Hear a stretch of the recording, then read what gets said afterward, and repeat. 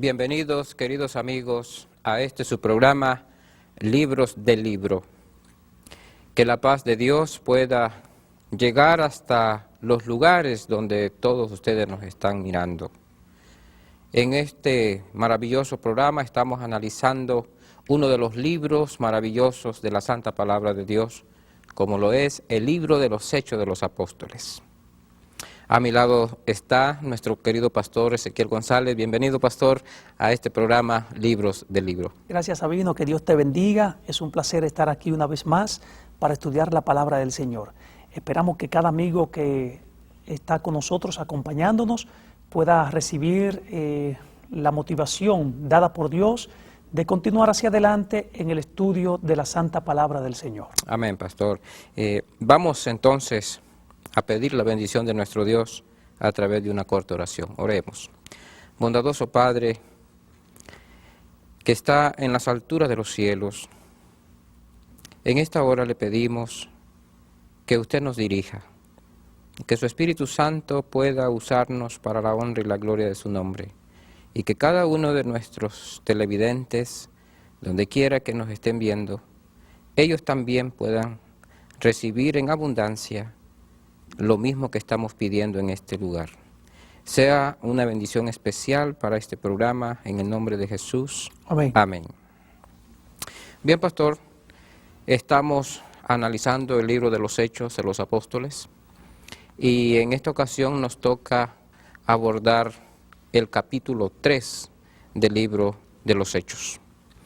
Quisiera que podamos compartir con nuestros amigos lo que realmente sucede en el capítulo 3 del libro de los Hechos de los Apóstoles. Muy interesante, Sabino, que analicemos este capítulo.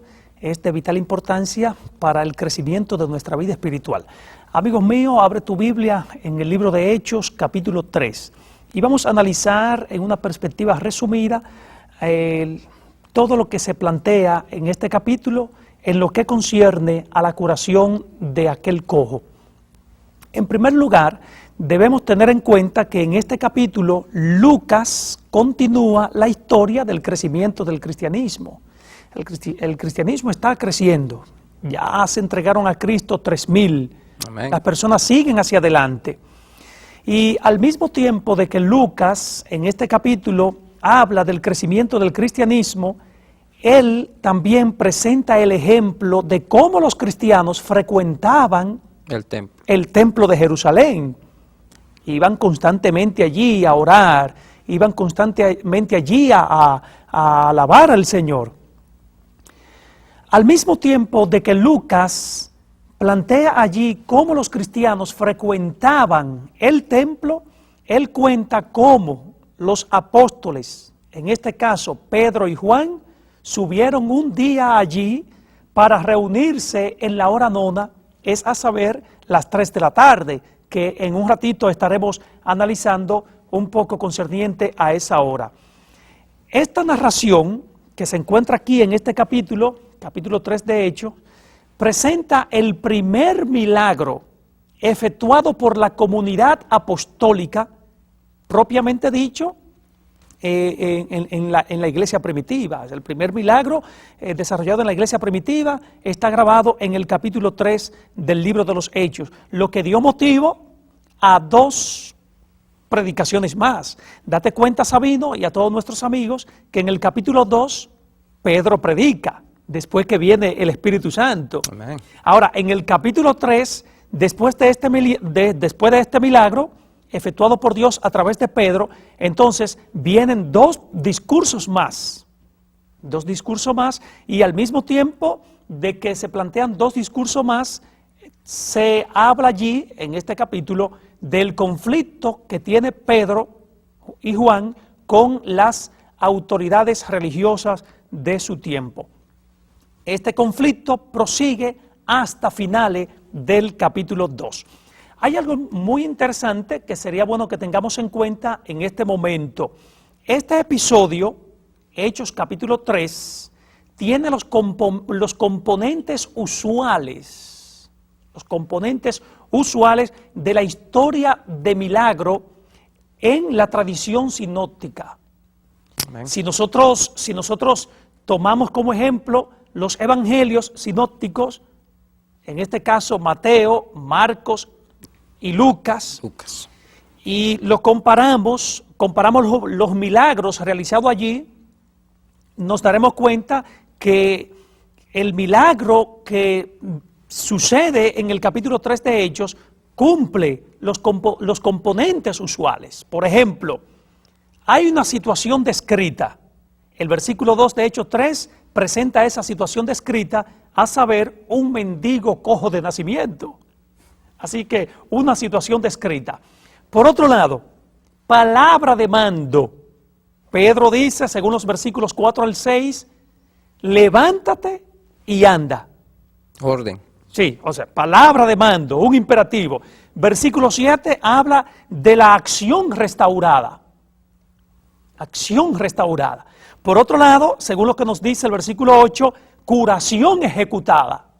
Amén. Y al mismo tiempo, según los versículos 10 al 11, se plantea la reacción de los espectadores.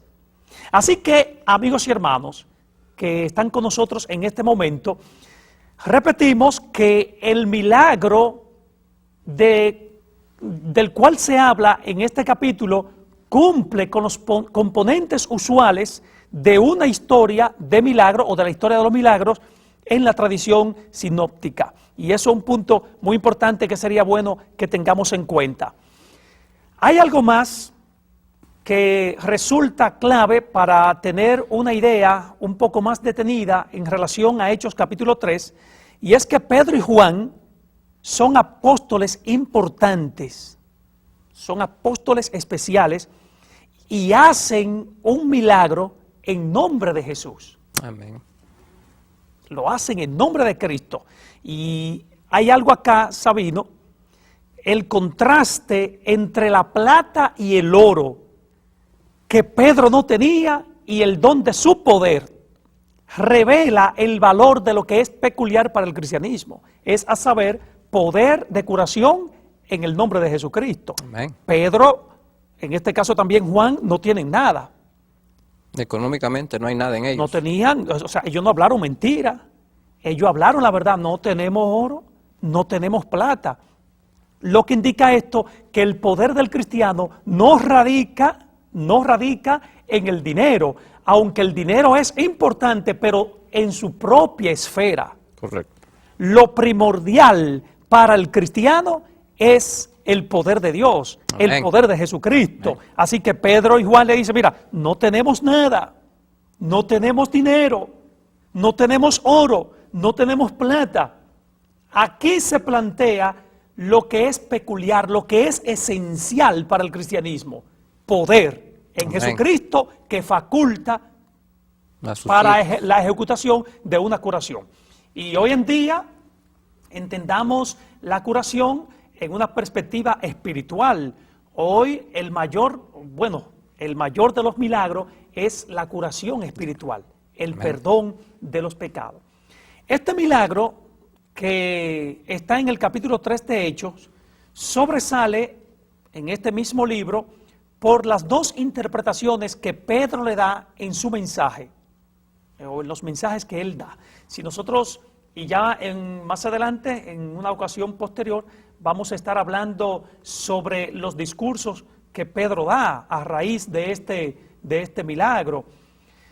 Este discurso, este milagro cobra significado o sobresale en el libro de los Hechos por las interpretaciones que Pedro da de él en los capítulos 3 y 4 y por el aspecto simbólico que tiene en el libro de los Hechos.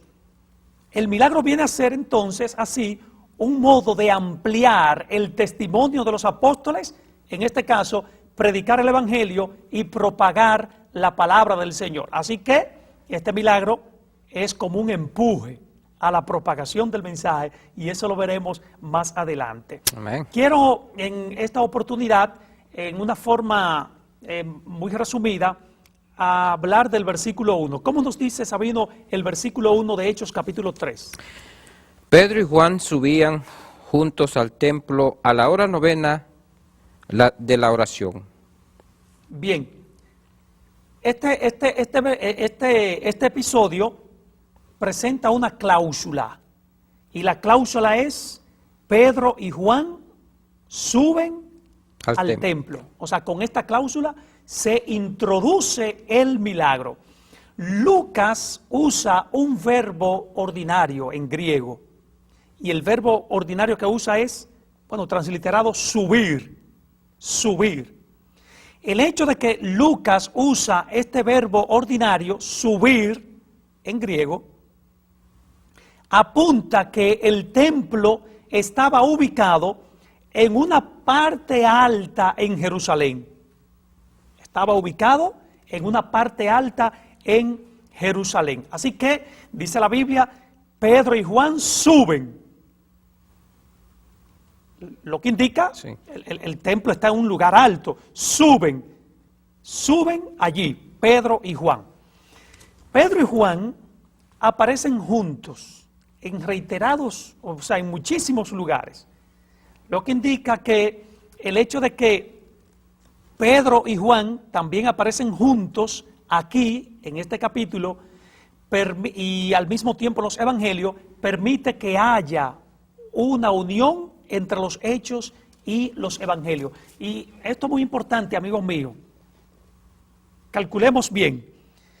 El hecho de que Pedro y Juan aparezcan juntos en reiteradas ocasiones, específicamente en los evangelios y en hechos, apunta a que hay una unidad en este sentido entre los evangelios con hechos. Amén. Por ejemplo, ambos apóstoles, Pedro y Juan, pescaron juntos. Y eso podemos nosotros leerlo en el capítulo 5, versículo 10 de Lucas. Pedro y Juan pescan juntos. A la vez de que ellos pescan juntos, según lo que nos dice el capítulo 5 de Lucas, verso 10, ellos fueron enviados juntos para preparar la Pascua, según el capítulo 22, versículo 8 del libro de Lucas. Más adelante, Sabino, después de esta pausa que creo que vamos a tener, nosotros vamos a seguir hablando concerniente a estos hombres que estuvieron juntos, no tan solo aquí en Hechos capítulo 3, sino también en los evangelios. Amén. Pastor, qué maravilloso es ver cómo inicia la predicación del evangelio en la iglesia primitiva. Inicia con poder, dado por el Espíritu Santo. Y qué maravilloso también es notar que los discípulos continúan el ministerio de Jesucristo a través de la predicación, acompañada con los milagros concedidos por el Espíritu Santo. Vamos a un espacio y luego regresaremos con su programa Libros de Libro. Regresamos en un momento.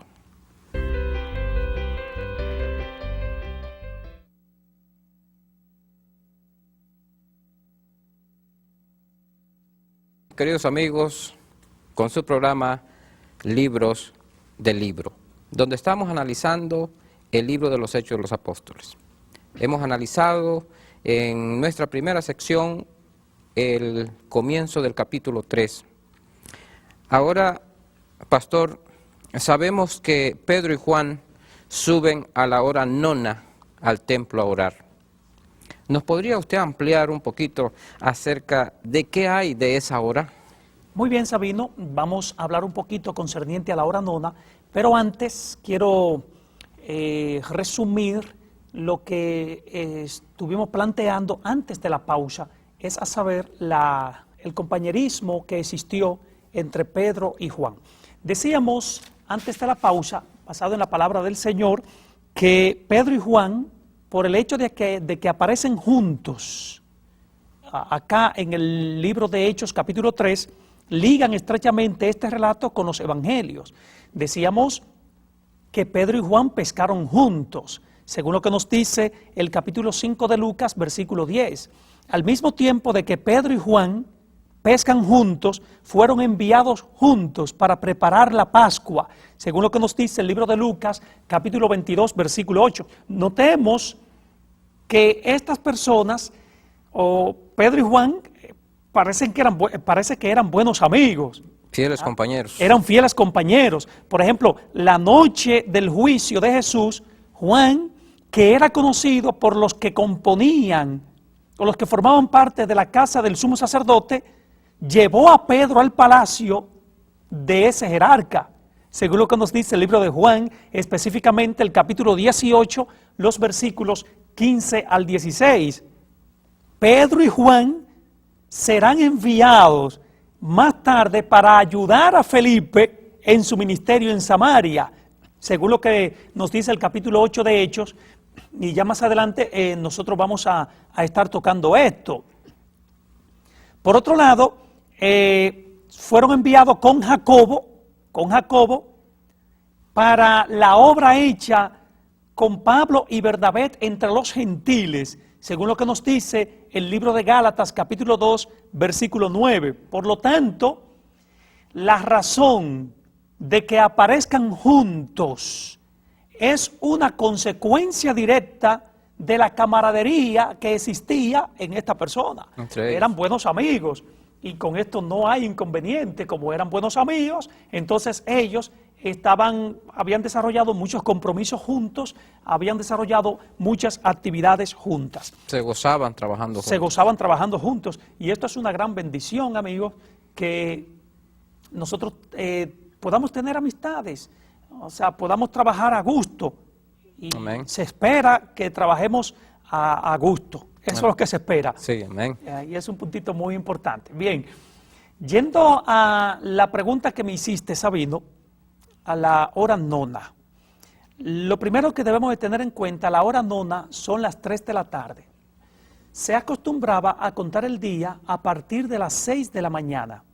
Si nosotros contamos 9 horas, después de las 6, lógicamente llegamos a las 3 de la tarde.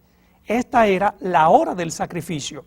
En Jerusalén se efectuaban 2 sacrificios, uno en la mañana y uno en la tarde. La hora tercera, que eran las 9 de la mañana, y otro a la hora nona, que eran las 9 de la mañana.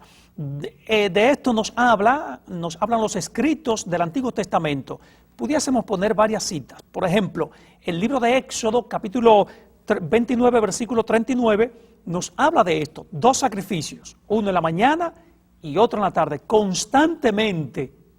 Estos sacrificios terminan, lógicamente, cuando viene el Cordero, Jesucristo. Amén. Y ya lo dijo Juan el Bautista, he aquí el Cordero de Dios. Todos esos sacrificios apuntaban a una realidad mayor, es a saber, la llegada de nuestro Señor Jesús. También el libro de Segunda de Crónicas, capítulo 23, versos 30 y 31, Segunda Crónicas 23, los versos 30 y 31, nos hablan de que se efectuaban 2 sacrificios en Jerusalén antes de la muerte de Cristo, a saber, en la hora tercera, 9 de la mañana, y en la hora novena, es a saber, las 3 de la tarde.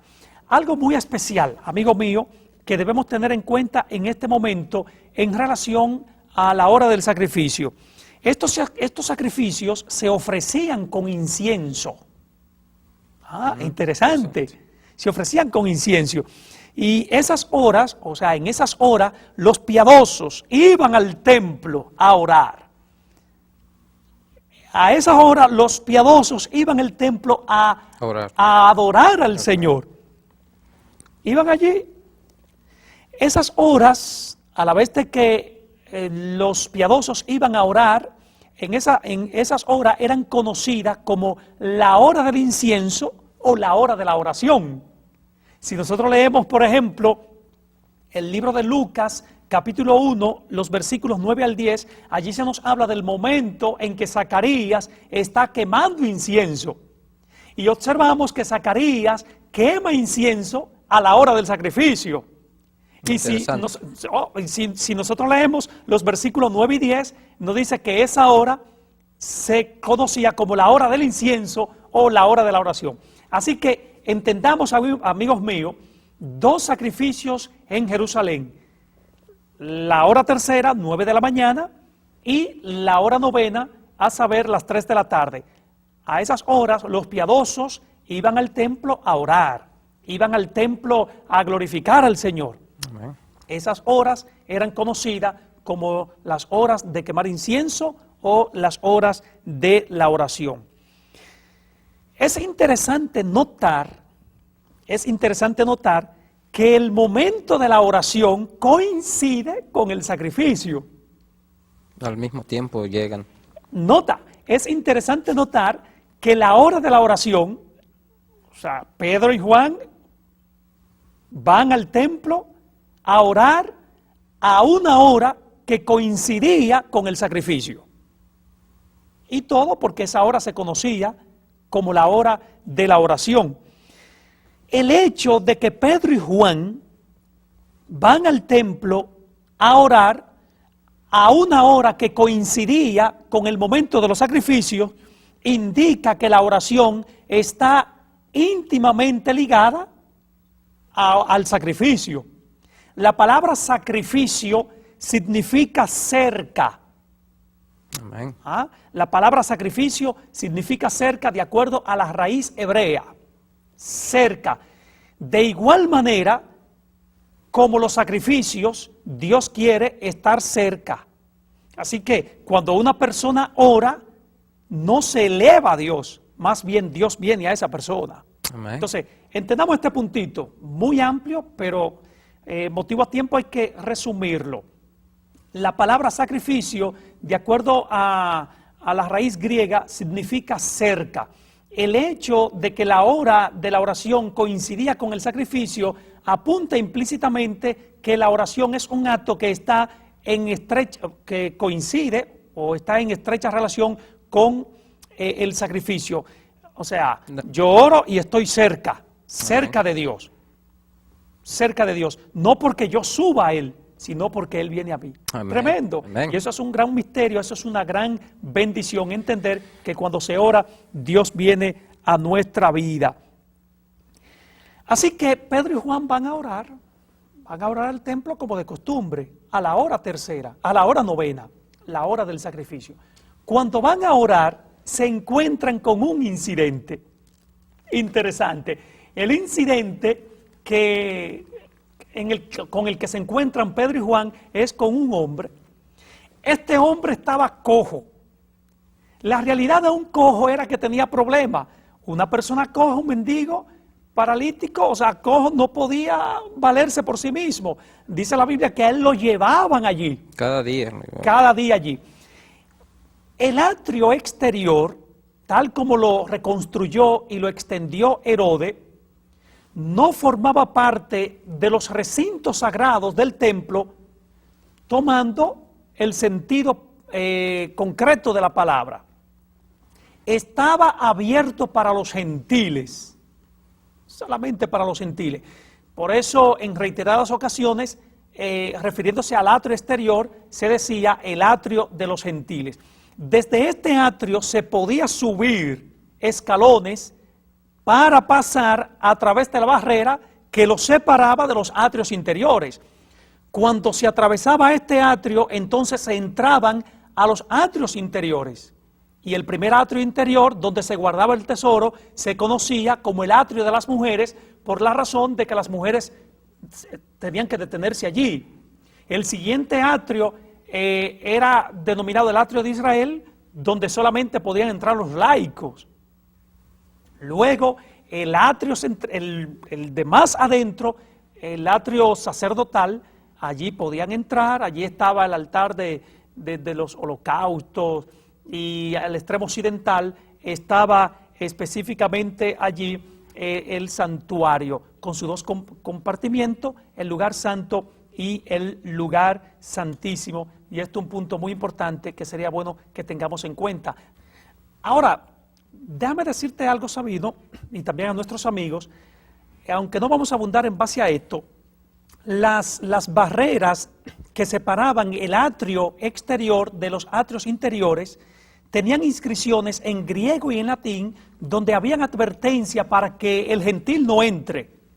No podía entrar, so pena de muerte al gentil que entraba allí. Ahora, la puerta de la hermosa, que fue donde pusieron el cojo, porque no podía entrar, era probablemente una de las puertas que daban paso a través de esa barrera. Así que aquel hombre está allí pidiendo.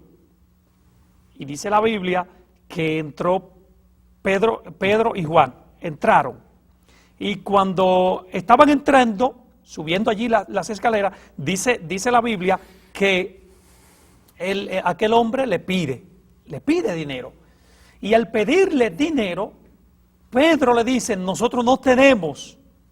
O sea, no tenemos. Y como decía hace un ratito, ellos no hablaron mentira. Porque tal vez hoy en día, si alguien pide, por poner un ejemplo, si no tiene temor de Dios puede decir yo no tengo, teniendo $200 en los bolsillos, o teniendo $500, yo no tengo. Pero Pedro le dijo con certeza, con seguridad, mira, yo no tengo. Era la verdad. Lo que tengo te doy. En el nombre de Jesús, levántate.